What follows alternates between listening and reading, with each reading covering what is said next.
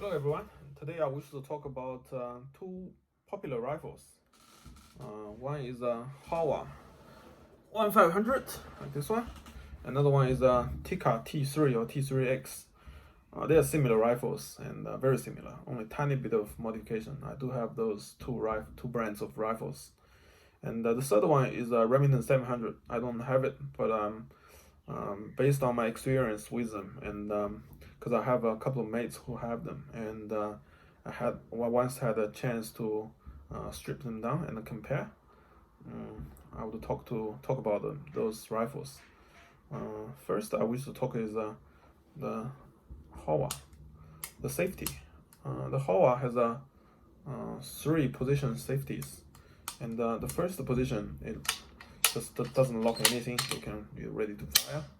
The second position is that you can cycle the bolt, but you can't pull the trigger. The third position is everything safe. You can't pull the trigger and you can't cycle the bolt. Then it's a Tikka. Tikka's safety is a two-position safety, so everyone knows. One position is a bolt and the trigger both locked. The second one is ready to fire. You can cycle the bolt and fire the trigger. And so, in terms of convenience, the Howa is better because when you are doing hunting, especially the hunting, and you want to push the bullet in, at the same time maintain the safety of the rifle, you can put it onto the second selection.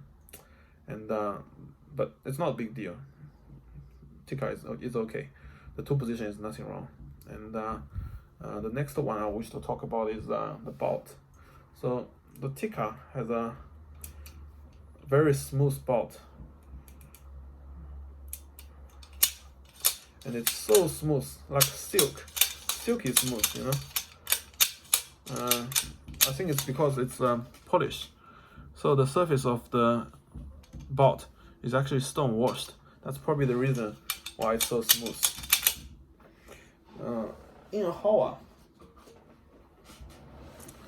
it is okay. It is smooth, but not as smooth as a Tikka. Tikka is more smooth than a Howa in terms of the smoothness. Remington 700 is close to the Howa, I think. So, trigger point of view, the Tikka is better. And the third one is the trigger. I wish to talk about the trigger. So, the Howa has changed its design of the trigger. The previous version, which is the older Howa 1500, the trigger is a single stage. And that time, I do have another Howa, which is the older version. The trigger is a bit creepy, but actually, what you can do is that you can remove those parts, strip it down, the trigger assembly, strip it down, and hone the trigger all the contacting surface on Arkansas stone, like fine oil stone, and then you will have no creepiness, and it will be crispy like a Tikka. But this one is a new Howa.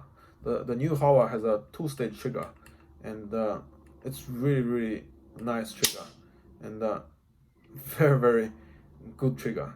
I think equal or even better than the Tikka single stage. From my point of view, it's so easy to use. Like, feels great, smooth and nice. And the trigger, if you strip the rifle down, you can see the trigger housing, the assembly housing. This is made of looks like it's stainless steel from my point of view. Maybe it's stainless steel or steel. Maybe it's stainless steel though. It's solid piece, and it's machined out from a billet, from a chunk of aluminium, and machined out. So which means it's strong and reliable. The Tikka is also machined out, but it's aluminium, so it's also machined out from a solid piece.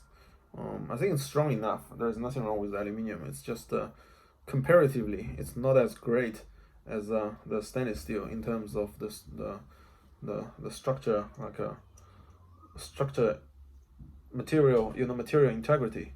And this is on the Howa, I think it's better. but maybe aluminum is slightly lighter. Maybe someone want the rifle to be a little bit lighter, but this tiny bit of block wouldn't be weighing much, you know. And the another thing I wish to talk about is the action. So all of those three brands of rifles, the action is CNC made. But Tikka has a slot. See that slot? This slot is actually for the recoil lock. Sorry, I don't have the recoil lock here.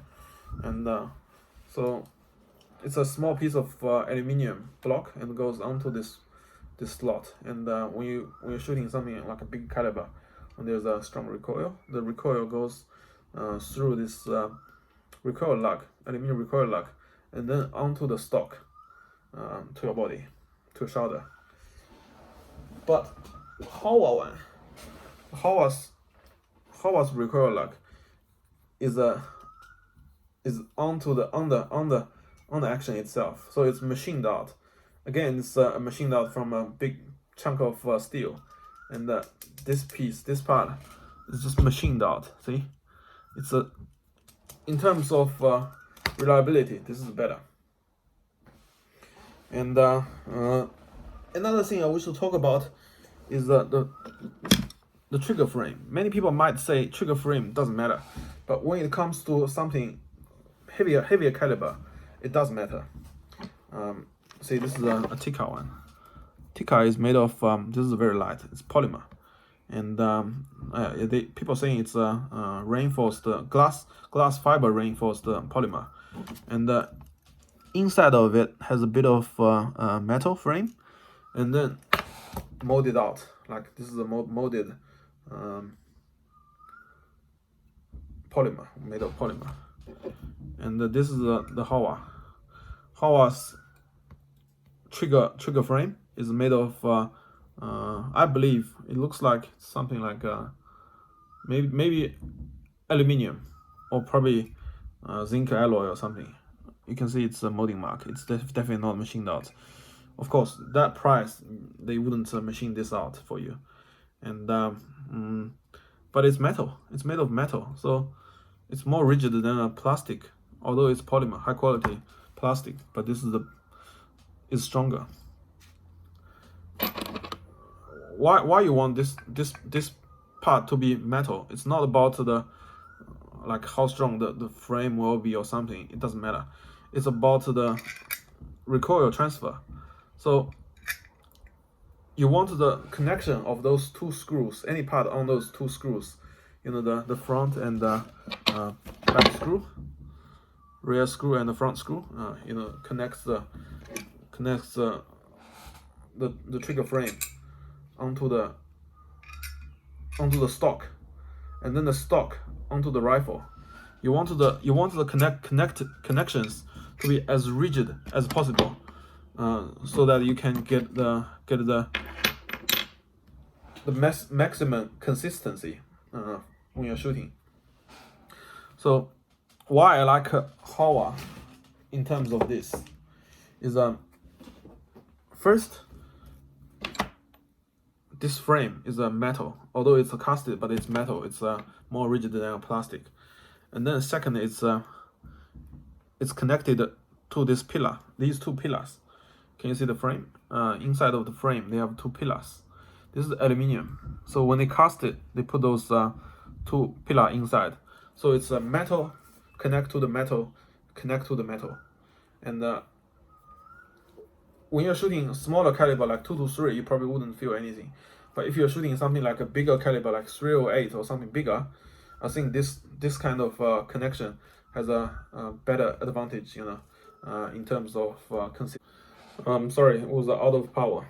The phone was out of power. So the Howa has three more rigid connections to transfer the recoil onto the stock. First one is this connection. Sorry, this part, which is the recoil lock. It's a unibody, and the second one are the front screw, and third one is a back screw. And all of the screws are also metal to metal contact. But in the Tikka, It's just not as in terms of designs of the transferring of the shock, it's not as great as the Howa.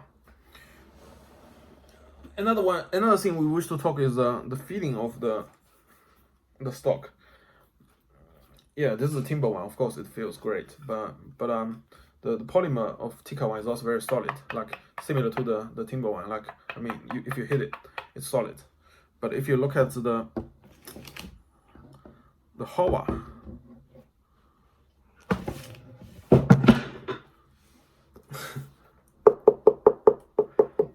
it's really like cheap, feels cheap, and many people complaining about it, saying it is cheap. But I wish to talk about it. It's actually not that bad. You see, it's soft, but it's just the false feeling. It's actually the shell of the molding. So it's molded twice. Inside is the first mold, which is the frame, and they mold this frame. They mold this frame, and at the same time mold the aluminum pillar inside, and then mold the soft shell, you know, onto the polymer. It's light. It feels cheap, but it's actually a well designed stock. Another thing I like about the Howa is its recoil pad. It's so soft, and when you're shooting a larger caliber like a 308, it feels much better. Like, feels great. Tikka's recoil lug is a bit more firm. Yeah, it feels more firm, like a better made. But the Howa one is better, like softer, feels better. And next thing I wish to talk about is accuracy. And I know quite a lot of friends who have Tikka and Howa. Also myself, I had this Howa is this Tikka is a 243, and my other Howas are 223 and also the 6.5 Creedmoor. And from my experience, when it comes to the heavier caliber, the Howa normally is more accurate than a Tikka. For example, 08 or something, especially when it comes to the lighter barrel rifles.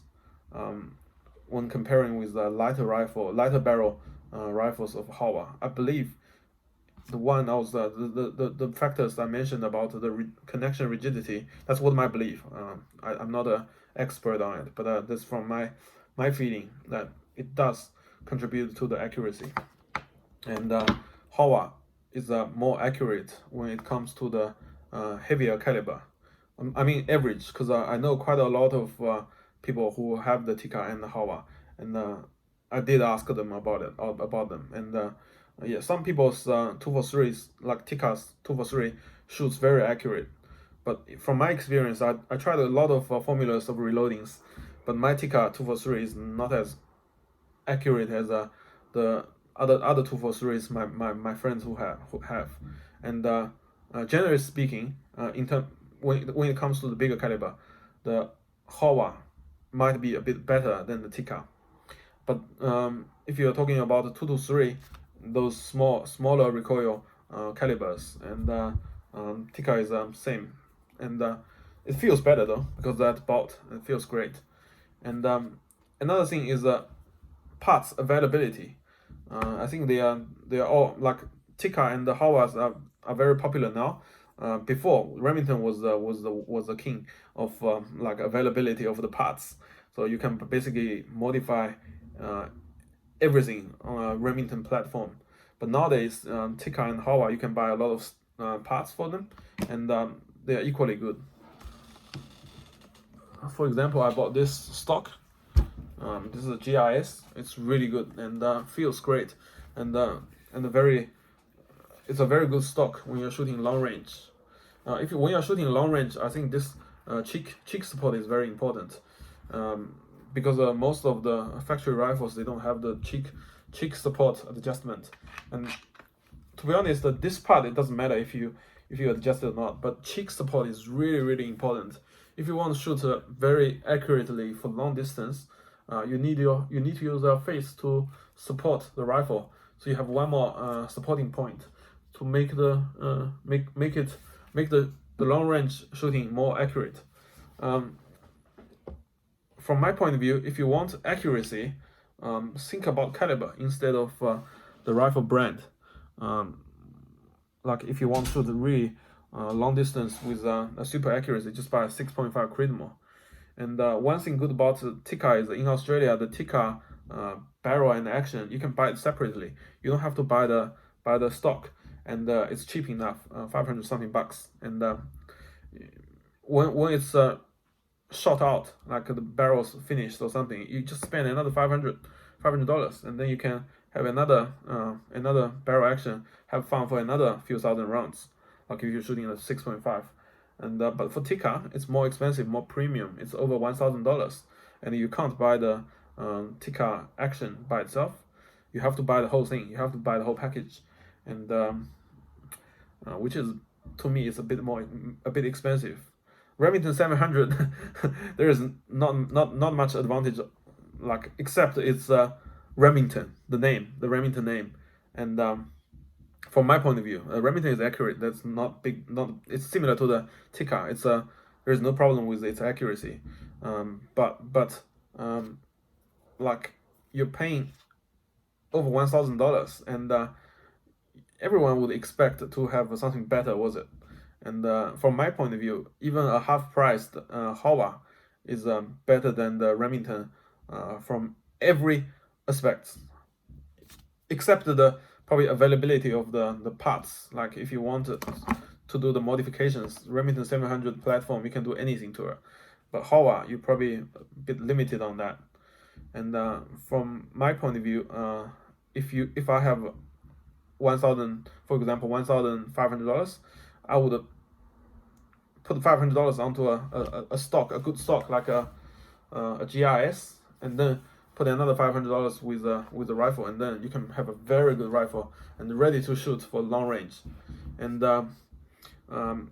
you can save the rest of the budget for a good scope. I think the scope contributes more. Scope and the scope mount contributes more to the accuracy than the rifle by itself. So just get a Howa. That's my view, my conclusion. I didn't take any money from any of those factories or any companies. That's all based on my personal reviews. I'm sorry, I'm an amateur, but I wish you like my video and like my advice.